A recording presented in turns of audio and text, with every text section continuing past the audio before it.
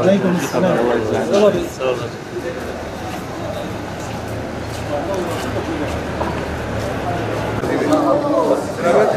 Adaya masraf var gelin. Müdafaa adayım birinci sırada. Desteklemek bazı. Duyvar azimi. Buna destek inşallah önünde iş bilen azizesiyim. Seçerim. Kolay gelsin. Tamam. Akşama kolay gelsin. Teveccüh nasıl?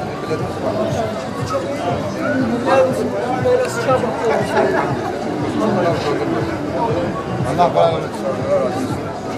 Kardeşler, Allah işinize, ömrünüze bereket olsun inşallah. İyisiniz inşallah. Nasılsınız? Sağ olun. Teşekkür ediyorum. Size kolay gelsin. Bir Dava Partisi'nden Mehmet Tetik, milletvekili adayı. Desteğinizi bekliyoruz. İnşallah Allah yardımcınız olsun. Amin ya Rabbi. Hangisi hayırlısı Allah-u Teala onun nasip etsin bize.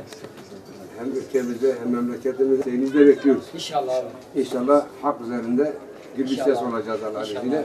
Razı ve Şevalim Bey Mübaşir. Allah size razı ve İnci başın inşallah selameti, sefiri ve dükkanı ve yakını Teala bereketi bir inşallah.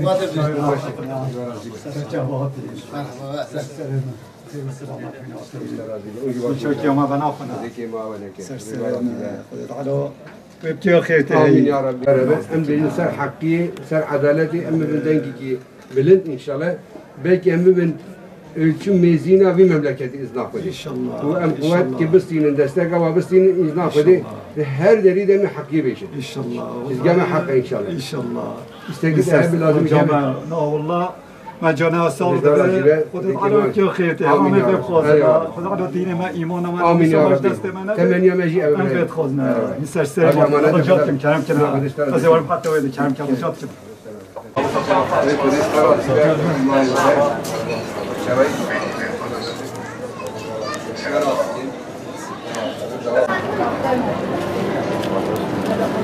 Baktım Nehir abi. Ne kişine?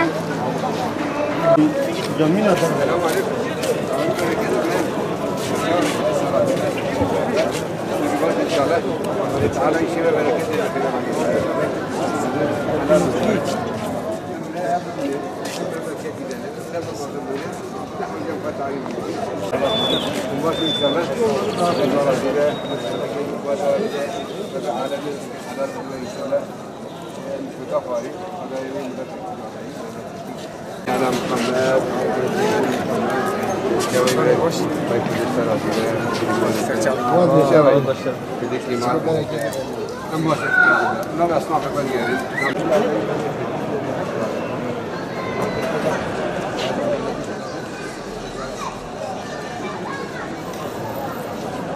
Sadece bir toparlaşacağız, kendimizi tanıtacağız. Dava Partisi'nde Mehmet Tetik. Abu Sabi, nasılsın Abu Sabi? İyisin inşallah. Tamam, teşekkür ediyorum. Allah razı olsun. İyisiniz inşallah. Hamdolsun, çok şükür biz de iyiyiz. Allah amin. Allah-u Teala hangisi hayırlısı onu önümüze koysun. İnşallah niyet hayırdır. Sonuçta hayır olacaktır. İnşallah. Bütün Müslüman kardeşlerimizin desteğini istiyoruz. İnşallah güçlü olursak hak güçlü olacak Allah'ın izniyle. Bir sözü hakkı anlatacağız her yer. Çünkü davamız haktır, yolumuz da haktır inşallah. Çok iyiyiz. Desteğinizi bekliyoruz. Allah'ın izniyle eğer biz güçlü olursak hak güçlü olacaktır Allah'ın izniyle. Çünkü istikametimiz bellidir. Referansı İslam olan bir partiyiz. Allah'ın izniyle hakkı her yerde söylemekte çekinmeyeceğiz.